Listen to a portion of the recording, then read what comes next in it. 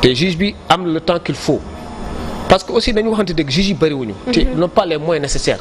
Ils sont animés d'une volonté extraordinaire. Ils sont très très intelligents. Ils font des recherches mais amuñu les moyens qu'il faut. Et puis amuñu juge de la détention et de la liberté. C'est pas parce que dëgg nañ nit ki violé na rek ñu yóbbu la enquête il faut aussi ñu am ay preuves. mais maître dañoo gis ne loi bi dañu ci prévoir les dispositions de la prise en charge de la victime li nga xam ne tey moom la ñu sàkku. li nga xam ne moom moo koy topp psychologiquement maanaam koo xam ne psychologue bu koy topp wér-gi-yaramam ak ni nga xam ne noonu la war a duggaatee ci askan wi bokkaat ci biir njabootam. ñàkk boobu nga xam ne loolu dafa am importance ci dundu nit ki te defuñu ko ci bokkul ci li nga xam ne peut-être mën nañu ko tuddee le nœud du problème même. Justement vous l'avez dit. Parce que sans que waxoon nañ si njëlbeen que ne loi bi dafa waroon am ay mesures d'accompagnement.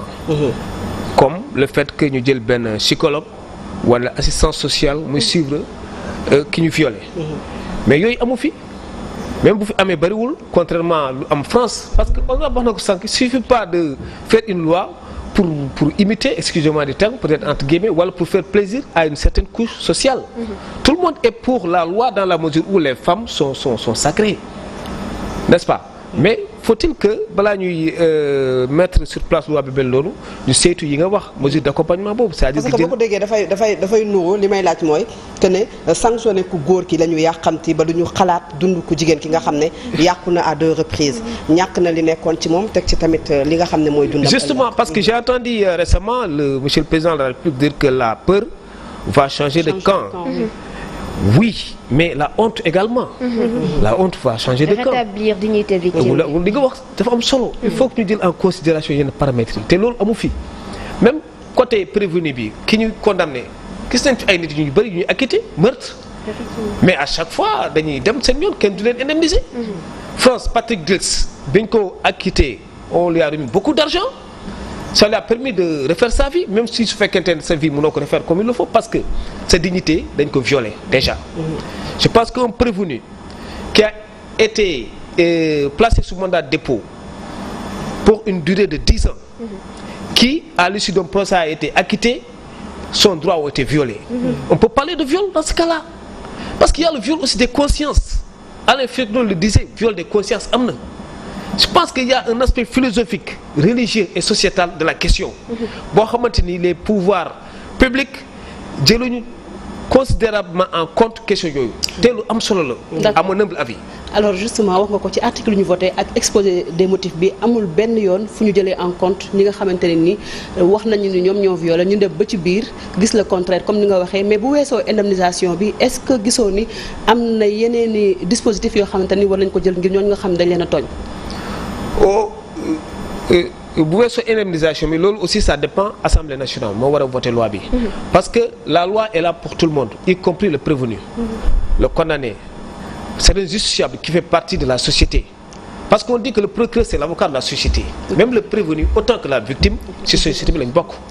Donc bu ñuy jël benn loi aussi il faut que ñu jël en considération tous les intérêts des uns et des autres parce que ni muy demee dafa yomb trop temps yi maa ngi dégg benn oustaz di wax lu am solo. dafa jël benn exemple Youssou yonentu Youssou bi koy ki jigéen ci bi mu koy accusé parce que daf ko sakku mais moom bëggul woon parce que dafa yiw nee ne du def yooyu ci la ko wax jëkkëram borom këram buur la noonu la ko jàppee tëj ko ci kaso bi à la fin on s'est rendu compte que defu ko woon donc du coup problème bi jigéen ñi sa la indi lay problème loi bi finalement ça risque de créer des problèmes loi bi. mais sànq ba tey ñu ngi wax jafe-jafe yi mais est-ce que duñu ñëw également ci njëriñ li ñu gis société Sénégal ak ni nga xam ne noonu la famille di demee nga gis nijaay bu violé jarbaatam ñu nëppal ko est-ce que tamit ci loi bi jotul ñuy feeñal yooyu ki def tëdd ci kaso bi. oui am na solo lool parce que à chaque fois bu ñu xoolee taux bi dafa yokk 2016 ba 2019 y a plus de 4000 femmes et filles violées. Souvent ay cas yoo xamante ni vraiment c'est à la limite de l'injuste da ngay bëgg souvent ça jël pistolet kii ko nit kii quoi en fait. am na ñoo xamante ni rey nañu ay nit ngir loolu. parce que figurez-vous nga am nit am benn doom bu am 3 ans benn nit ñëw sakku ko loolu yàgg na sa àdduna. donc da di loo xamante ni aussi lu baax la su fekkente ni am nañu preuve que ne nit ki moo ko def mais le problème c'est qu'on a un problème de preuve. parce que France yi ñu gën a développé dañuy wax harcèlement sexuel.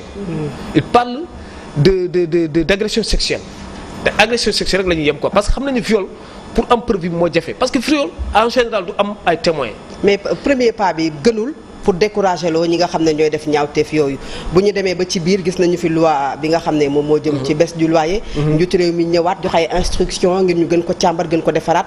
baaxul ñu teg lii bu ñu demee ba ci biir bu fekk am na rëq-rëq ñu defaraat ko. bon c'est pas la meilleure façon.